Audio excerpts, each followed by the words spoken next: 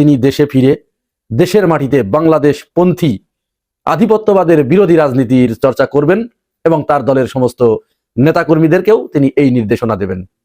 যদিও ইতিমধ্যে কথা উঠেছে এবং তার প্রমাণ আমরা পেয়েছি ভারতের আনন্দবাজার পত্রিকার মাধ্যমে। ভারতের 3টি শর্ত মেনে ঠিক সেই সময় দেশে আসার ঘোষণা দিয়েছেন যেদিন জুলাইয়ের অন্যতম স্টেক হোল্ডার, অন্যতম অগ্র সেনানী, বাংলাদেশের মানুষের হৃদয়ের স্পন্দন শহীদ বীর ওসমান হাদি যেদিন গুলিবিদ্ধ হয়েছে ঠিক সেই দিনই তিনি দেশে আসার ঘোষণা দিয়েছেন এবং তার ওই সময়ে বাংলাদেশে প্রত্যাবর্তনের ঘোষণাকে বাংলাদেশের মানুষ সন্দেহের দৃষ্টিতে দেখছে। অপরদিকে এটিও শোনা যাচ্ছে যে তিনি মাত্র 7 দিনের ছুটিতে আসছেন। তিনি কিন্তু স্থায়ীভাবে আসছেন না, মাত্র 7 দিনের ছুটি নিয়ে আসছেন। কেন এই 7 দিনের ছুটি নিয়ে আসছেন? এই 7 দিনের ভিতরে তাহলে কি কি ঘটবে আমি আপনাদেরকে সেটি বলছি।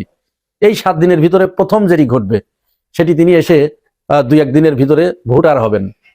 তিনি যেহেতু এখনো বাংলাদেশে নিবন্ধিত ভোটার হন নাই, আর বাংলাদেশে নিবন্ধিত ভোটার না হলে তার নির্বাচনে প্রার্থিতা করার কোনো সুযোগ নাই, তাহলে তিনি প্রথমে এসে ভোটার প্রার্থী হবেন, যে কোনো একটা জায়গায় ভোটার এনলিস্টেড হবেন।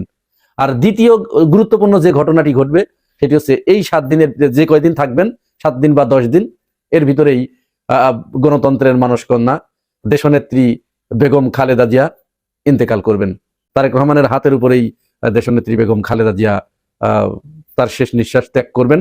আর যদি আল্লাহ রাব্বুল আলামিন তার আয়ু বাড়িয়ে দিয়ে থাকেন, আমরা আল্লাহ রাব্বুল আলামিনের কাছে প্রার্থনা করি তিনি দেশনেত্রী বেগম খালেদা জিয়ার আয়ু বৃদ্ধি করে দিক। এই 7 দিনের ভিতরে মোটামুটি এই 2টি কাজ করবেন। 2টি কাজ করে তিনি আবার কিন্তু ফিরে যাবেন, যেহেতু তিনি আসছেন একটা ট্রাভেল পাস নিয়ে, ট্রাভেল ডকুমেন্টস নিয়ে, অর্থাৎ ভ্রমণ ভিসায় আসছেন। তার কিন্তু বাংলাদেশের পাসপোর্ট নাই। এই জিনিসগুলো মোটামুটি যা কিছু জটিলতা আছে আগামী নির্বাচনে প্রার্থিতা করার জন্য এইগুলো ঠিকঠাক করবেন, তারপরে তিনি আবার ফিরে যাবেন, এরপরে আবার স্থায়ীভাবে আসবেন। তো এর ভিতরে আজকে সারা দেশ থেকে বিভিন্ন জায়গা থেকে লোকজন হাজির করা হয়েছে, জড়ো করা হয়েছে। ঢাকাতে ইতিমধ্যে বিভিন্ন প্রবেশ পথগুলো বন্ধ করে দেওয়া হয়েছে। দেশের বাইরে থেকে 10টি ট্রেন ভাড়া করা হয়েছে, সেখান থেকে ট্রেনে ভরে ভরে লোকজন আসবে। যেহেতু তিনি দীর্ঘদিন পরে দেশে ফিরছেন, তার দলের নেতাকর্মীদের অবশ্যই একটি আবেগ আছে। আমরা প্রত্যেকের আবেগকে সম্মান জানাই এবং তারেক রহমানের এই দেশে ফিরে আসা উপলক্ষে তার নেতাকর্মীদের আবেগকেও আমরা সম্মান জানাবো। তবে খেয়াল রাখা দরকার, আমরা ইশরাককে যেরকম ধাক্কা দিয়ে পেশি শক্তির যে রাজনীতির একটা মহড়া দেখলাম, রিজভী আহমেদের পাশ থেকে ধাক্কা দিয়ে গায়ের জোরে তিনি সেখানে জায়গা করে নিলেন, এই ধরনের কাজ যেন নেতাকর্মীরা না করে এবং এই ধরনের ঘটনায় যেন কোনো হতাহতের ঘটনা না ঘটে, কোনো সংঘাতের ঘটনা না ঘটে, দলীয় কোন্দলের ঘটনা না ঘটে, দলীয় বিশৃঙ্খলার ঘটনা না ঘটে। যেহেতু এই রেকর্ড আছে 5 আগস্টের পর থেকে এই 16 মাসে বিএনপির নিজেদের ভিতরে মারামারি করে 205 জন, সর্বশেষ খবর পর্যন্ত আমার কাছে যেটি আছে 205 জন নিহত হবার খবর আমাদের কাছে আছে। আজকে যেন এই ধরনের কোনো ঘটনা সংঘটিত না হয়, এই ব্যাপারেও দলীয় নেতাকর্মীদের সজাগ দৃষ্টি রাখা দরকার। আর সর্বশেষ, যেহেতু আজকের কথাটা তাৎক্ষণিক, তো একটু বিশৃঙ্খল ভাবে এলোমেলো ভাবে বলছি, তো সর্বশেষ আমরা একটি বিষয়ের প্রতিবাদ জানিয়ে রাখি। যেদিন ওসমান হাদি গুলিবিদ্ধ হয়েছে সেদিন থেকেই কেন যেন কোনো এক অদৃশ্য কারণে বিএনপি ওসমান হাদির বিপক্ষে নেমে গেছে। এটা আমরা এখনো পর্যন্ত আমাদের কাছে বুঝে আসছে না কি কারণে, ঠিক কি জন্য, কোন অপরাধের কারণে তারা ওসমান হাদির বিপক্ষে অবস্থান নিল। এমনকি সর্বশেষ গতকাল নীলুফার চৌধুরী মনি তিনি আব্দুল নূর তুষারের সাথে এক টক শোতে উপস্থিত হয়ে ওসমান হাদিকে যে ভাষায় কটাক্ষ করেছেন, তাকে যেভাবে হে প্রতিপন্ন করেছেন, আমরা এর তীব্র নিন্দা এবং ধিক্কার জানাই। হাদিকে আমার কাছে এই মুহূর্তে একটা বেশ গুরুত্বপূর্ণ গিনিপিগ ছাড়া আর কিছুই মনে হয় নাই। নীলুফার মনিরা আমরা দেখেছি আওয়ামী লীগের আমলে তাদের কিছুই হয় নাই, অপু উকিলদের সাথে বসে বসে এসি রুমের ভিতরে টকশো করেছে, আর ওই টকশোর শেষে নগদ টাকা গুনে নিয়ে বাসায় গেছে। এই হচ্ছে নীলুফার মনি। আপনার মৃত্যুতে বা আপনার আত্মীয় স্বজনের বা আপনি যে পরিমণ্ডলে থাকেন তাদের মৃত্যুতে কোনোদিন বাংলাদেশের মানুষ এইভাবে চোখের পানি ফেলবে কিনা একবার ভেবে দেখেন। একটি ছেলে 32 বছর বয়স, তার জন্য বাংলাদেশের মানুষ রাস্তায় নেমে এসেছে, চোখের পানি ফেলে হাহাকার করছে। কি জন্য, কি অর্জন করলো সে? আর আপনারা কি অর্জন করছেন যে মানুষ আপনাদেরকে থুথু দিচ্ছে, ঘৃণা করছে? যে 3টি শর্ত মেনে তিনি বাংলাদেশে আসছেন বলে শোনা যাচ্ছে। নাম্বার 1, তিনি এখানে আওয়ামী লীগকে পুনর্বাসন করবেন। বাংলাদেশের মাটিতে এই ওয়াদা ভারতকে করতে হয়েছে। দ্বিতীয়, শেখ হাসিনা ভারতের সাথে যে চুক্তিগুলো করেছে, গোলামির চুক্তি, সবগুলো পুনর্জীবিত করতে হবে, কোনোটি বাদ দেওয়া যাবে না। আর তৃতীয়ত, জুলাই বলে যে জিনিস বাংলাদেশে সংগঠিত হয়েছে, এটি যতটা পারা যায়, যেভাবে পারা যায় মুছে দিতে হবে। আমরা শহীদ উসমান হাদির সাথে বিএনপির নেতাকর্মীদের আচরণের পরিপ্রেক্ষিতে আমরা বলতে পারি ইতিমধ্যে জুলাই মুছে দেওয়ার কাজ শুরু করে দিয়েছে ক্ষমতায় যাবার আগেই। বাকি কাজ তারা ক্ষমতায় এসে করবে। এখন এই বিষয়গুলো বাংলাদেশের মানুষ কিভাবে গ্রহণ করবে সেটাও কিন্তু তারেক রহমানকে একটু ভেবে দেখতে হবে। তারেক রহমান সাহেবের আয়োজনে একটা অনুষ্ঠানে প্রথম আলো আড্ডা ডেইলি স্টার পত্রিকার সম্পাদক সাহেবকে দেখলাম, দুজনই এখানে বক্তব্য রাখছে, হাসি মুখ ছিল। আমরা এটা বিশ্বাস করতে চাই বা এটা হয়তো আমরা এটা ভাবতে পারি যে আপনারা ক্ষমতায় আসছেন। আমরা এটা বিশ্বাস করতে চাই বা এটা হয়তো আমরা এটা ভাবতে পারি যে আপনারা ক্ষমতায় আসছেন। আর আর তার বাইরে যদি আমি যাই, যে আজকে যে অবস্থার পরিবর্তন বা সময়ের কথা যেভাবে আপনারা প্রথম আলো ডেইলি স্টার বা সংবাদপত্রের উপরে হামলা আক্রমণ নিয়ে বলেছেন, এটা ব্যক্তিগতভাবে আমরা সবাই আপনাদের প্রতি বিশেষভাবে কৃতজ্ঞ। ওইখানে যে বক্তব্য রাখলো, এতে বোঝা গেল যে ওনারা তারেক রহমানকে স্বাগতম জানাচ্ছে, আরো আগে আসলে ভালো হইতো, ওনার বিএনপির জন্য আর কি ভালো হইতো, ওনাদের জন্য না, বিএনপির জন্য অনেক ভালো হইতো, রাজনীতির জন্য ভালো হইতো। যাই হোক, এগুলা গদ বাঁধা কথা। মোট কথা হচ্ছে ওনাদের আচরণে, বক্তব্যে বোঝা গেছে ওনারা বিএনপিকে স্বাগতম জানাচ্ছে। হ্যাঁ, বিএনপির ছাতার তলে আশ্রয় নিল কিনা এরকম প্রশ্ন দেখা দিছে অনেকের মনে। আমার মনে হয় এটা একটা ঠিকই আছে, যারা সুশীল সমাজ তারা একসঙ্গে বসছে, ওনাদের পত্রিকা অফিস জ্বালায়া দিছে, ওনাদেরকে ডাকছে, বক্তব্য রাখার সুযোগ করে দিছে বিএনপি, এটা একটা ভালো দিক। কিন্তু খারাপ দিক কোনটা জানেন? এই পত্রিকা দুইটার মধ্যে আমরা 111-এর পরে এমন এমন নিউজ দেখছি, আমি মনে হয় আমার কাছেই আছে 20-25টা একদম হেডলাইন। আমার মনে হয় খুঁজলে শতখানিক পাওয়া যাবে, দুই পত্রিকা মিলা। কি পাওয়া যাবে? ওই হাওয়া ভবনের কাহিনী, তারেক রহমান সাহেব তেলের মধ্যে ডুইবা গেল, এমনও কার্টুন ছাপা হয়েছিল বেগম খালেদা জিয়াকে নিয়া, মানে বিকৃত কইরা, এবং ওই যে বাবরের 10 ট্রাক অস্ত্র মামলা, সেটার সাথে তারেক রহমান জড়িত, এবং ওই যে বসুন্ধরা থেকে নাকি কয়েকশো কোটি বা 100 কোটি এরকম একটা অ্যামাউন্ট টাকা চাইছে, অনেকের কাছ থেকে টাকা নিছে, এরকম অনেক কিছু প্রমাণ ওনারা দিছে। ঠিকই আছে, ওনাদের অনুসন্ধানীতে ওনারা পাইছে, ওইটা দিছে, ঠিক আছে না? কিন্তু কথা হয়েছে যে একতরফা হয়ে গেছিল না তখন? একতরফা বিএনপিকে একদম শেষ করে দেওয়ার জন্য সহযোগিতা করা হয় না? ওই হেডলাইনগুলো পড়লে কি বোঝা যায়? বিএনপি একটা খারাপ দল, তাই না? কিন্তু সেই খারাপ দলের একটা মঞ্চেতে আপনারা যখন বক্তব্য দিতে আসলেন বা তারেক রহমান সাহেব সে সুযোগ কইরা দিল, আমার মনে হয় একবার সরি বলা উচিত ছিল। হ্যাঁ, আপনাদের দুজনকে একবার সরি বলা উচিত ছিল যে অতীতে আমরা এই কাজগুলো করছি। আচ্ছা, ওইগুলো উল্লেখ করলাম না, অতীতের ব্যাপার, এগুলো তো সবাই জানে, জনগণও জানে। একবার সরি বইলা দেওয়া উচিত ছিল। তবে আমি একটা থ্যাঙ্কস জানাইতে চাই তারেক রহমান সাহেবকে, স্মার্টলি এই রাজনীতিটা করছে, খুবই স্মার্টলি। যারা তার দুর্নাম করছিল, যারা তাকে পচাইছিল, তার দলকে পচাইছিল, ঠিক তাদের দিয়েই প্রশংসা করায় নিল। হ্যাঁ, একদম হাসি মুখে প্রশংসা করায় নিল। স্মার্ট রাজনীতি। যাই হোক, তারেক রহমান সাহেব আসতেছে, এই আশা নিয়ে একটা বিতর্ক দেখা দিছে। এখন মানুষের মনের মধ্যে এমন একটা প্রশ্ন তুলে ধরছে যে তারেক রহমান সাহেব ভারতের সহযোগিতায় আসতেছে, মানে ভারত গ্রিন সিগন্যাল দিছে, দিল্লি থেকে গ্রিন সিগন্যাল নিয়ে উনি বাংলাদেশে আসতেছে। কিছুদিন আগে উনি বলছিল, নিজেই বলছিল যে আমার আশাটা আমার উপরে নির্ভর করে না, অনেকের উপরে নির্ভর করে, মানে ওনার সাথে যারা জড়িত তাদের উপরে নির্ভর করে। এবং ওনার সাথে কারা জড়িত? এটা কি দিল্লি জড়িত? এই প্রশ্নটা কিন্তু আমার না, এই প্রশ্নটা তুলে ধরছে আনন্দবাজার পত্রিকা, ভারত থেকে, কলকাতার বিখ্যাত পত্রিকা আনন্দবাজার।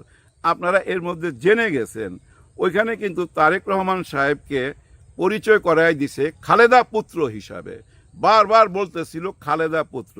তারেক রহমান সাহেবের নিজের একটা পরিচয় তো আছে, সেটা তারা স্বীকৃতি দিতে চায় না।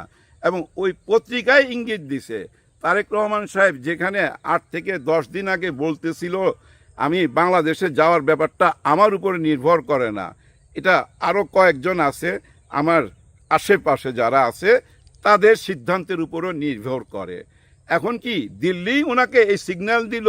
এই আনন্দবাজার পত্রিকা প্রশ্ন তুলছে যে দিল্লির সাথে সমঝোতা কইরা তারেক রহমান সাহেব আসতেছে, এবং দিল্লিকে নাকি তারেক রহমান সাহেব কথা দিছে ভারত বাংলাদেশের যেসব চুক্তিপত্র হয়ে আসছে, চুক্তিপত্রগুলো কি আপনারা তো জানেন, এই যে আমাদের পোর্ট থেকে মাল নিবে 7 সিস্টারে, আমাদের বিমানবন্দর ব্যবহার করবে, আমাদের পোর্ট, বিমানবন্দর, রাস্তাঘাট এবং ট্রেন লাইনও নিয়ে যাবে, যেসব চুক্তি হয়েছিল, যেটা নিয়ে হাসিনা বলছিল, হ্যাঁ প্রাক্তন প্রধানমন্ত্রী শেখ হাসিনা বলছিল আমরা যা দিছি ভারতকে ভারত সারা জীবন ইয়াদ রাখবে, কিন্তু বিনিময়ে আমরা কিছু চাই না।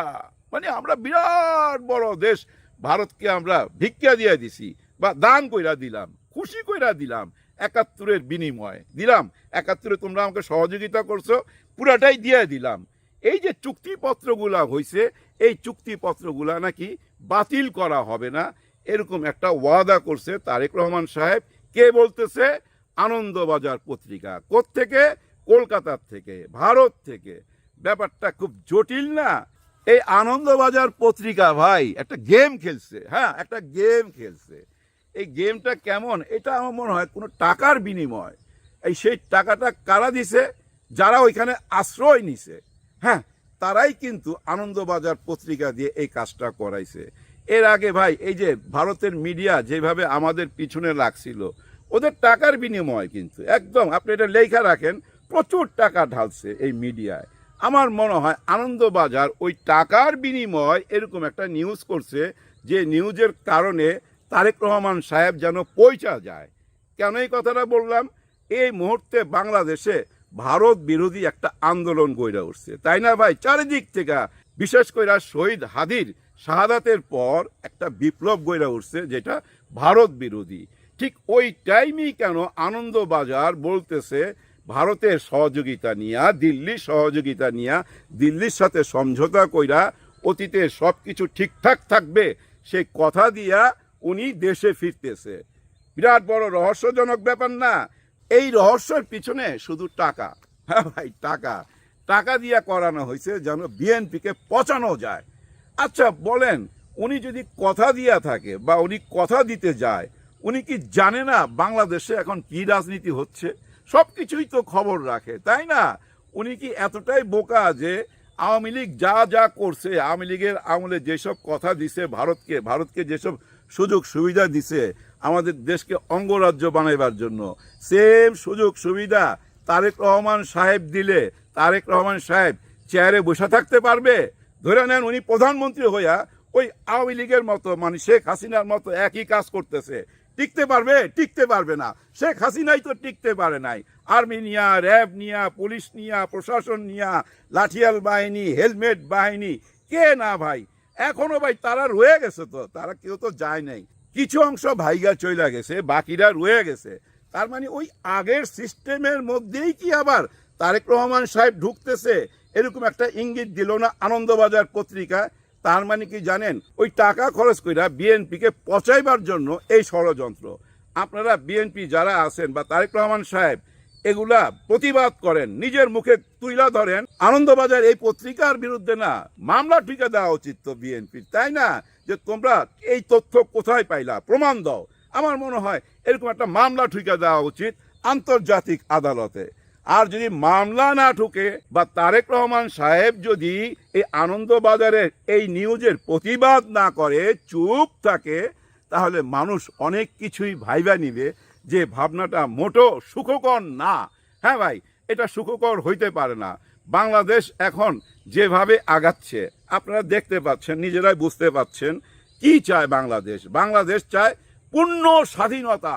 এই দেশে কারো আধিপত্য চলবে না, আমরা কারো গোলাম না, কৃতদাস না। আমরা সাচ্চা মুসলমানের মতো বাঁচতে চাই, এবং আমাদের সঙ্গে আমাদের দেশে যারা আছে, উপজাতি বলেন, সনাতন ধর্মের ভাই বোনরা আছে, খ্রিস্টান আছে, বৌদ্ধ আছে, সবাইকে নিয়ে আমরা সুখে শান্তিতে বাস করতে চাই। এরকম একটা বাংলাদেশই তো চাই, অন্য কিছু নিশ্চয়ই না। আর কি চাই? আমাদের দেশ থেকে যেন কোনো দুর্নীতিবাজ আর জন্ম না নিতে পারে, কোনো ফেসিবাদ যেন জন্ম না নিতে পারে এই দেশে। এগুলাই তো চাই, এগুলার মানেই তো স্বাধীনতা, যেটা আমরা গত 54 বছর পাই নাই ভাই। বিশেষ করে 16-17 বছরে যেটা শিক্ষাটা পাইলাম, যেখান থেকে আমরা উঠা দাঁড়াইলাম, সেইখানেই আমাদেরকে আবার ফেলে দিতে চাইবে। আর সেটা কি সম্ভব? আমার মনে হয় সম্ভব না। কারণ যারা রাজনীতি করে তারা তো নিশ্চয়ই বুঝতে পারে। আর বেশি খুশি হওয়া উচিত হবে না কোনটায় জানেন? এই বিএনপিকে, এই যে দুইজন পত্রিকার সম্পাদক আইসা যেভাবে ভোল পাল্টায় আবার ওনাদের সঙ্গে মিশা গেল, ঠিক আছে শ্রদ্ধা জানান, কিন্তু মনে মনে খুশি হয়ে যায়েন না, সাবধান থাকবেন এদের কাছ থেকে। কারণ যে কোনো সময় আবার পোল্টি মাইরা ফেলতে পারে। একটা সোজা অঙ্ক করলেই বোঝা যায় যে কেন আপনাদের পাশে এসে দাঁড়াইছে। কারণ জামাতে ইসলাম এবং 8 দল এবং অন্য যারা আছে তাদের কাছে ওনাদের আশ্রয় নাই বইলেই তো ওপেন আইসা আপনাদেরকে সাপোর্ট দিচ্ছে, একদম ওপেন সাপোর্ট দিচ্ছে। আমার তো মনে হয় এটা কোনো আদর্শের কথা না। একটা পত্রিকা থাকবে একদম নিরপেক্ষ, কারো পক্ষে না, কোনো দলের মঞ্চে যায় এই যে বক্তব্য রাখলে মনে হয় কি জানেন ওই দলের হয়ে কাজ করতেছে। এইসব জায়গায় যাওয়া যাবে না। আপনাদের পত্রিকা অফিস আপনারা আবার দাঁড় করান, কিন্তু নিরপেক্ষ থাকেন, কারো পক্ষে থাকেন না, তাইলেই মানুষের ভালোবাসা পাবেন। কিন্তু আপনি কারো পক্ষ হয়ে কাজ করবেন, ওই যে আগে ক্রস ফায়ারে দেওয়ার সময় যেসব গল্প বানানো হইতো এবং দাড়ি টুপির পিছনে যেভাবে পুরা সরকার লাগিয়া গেছিল, মানে 16 বছর যে সরকার জুলুম করছে সে সরকার এই দাড়ি টুপির পিছনে যেভাবে লাগিয়া গেছিল, ওগুলার যে ন্যারেটিভ তৈরি করা হইতো, বয়ান তৈরি করা হইতো, ওই ব্যাপারগুলোতে কারোই সহযোগিতা করা উচিত না। যেটা সত্য সেটা লিখবেন, যেটা মিথ্যা সেটা মিথ্যা লিখবেন। এতে যদি আপনার জেল ফাঁসি হয়ে যায় হোক না, অসুবিধা কি? হাদির মতো বাঁচেন না। হাদি যেভাবে মাত্র 1.5 বছর এই রাজনীতির মঞ্চে বাইচা ছিল আমাদের কাছে, কিন্তু অনেক আগে থেকেই সে রাজনীতির সাথে জড়িত, যেটা আমরা জানতাম না।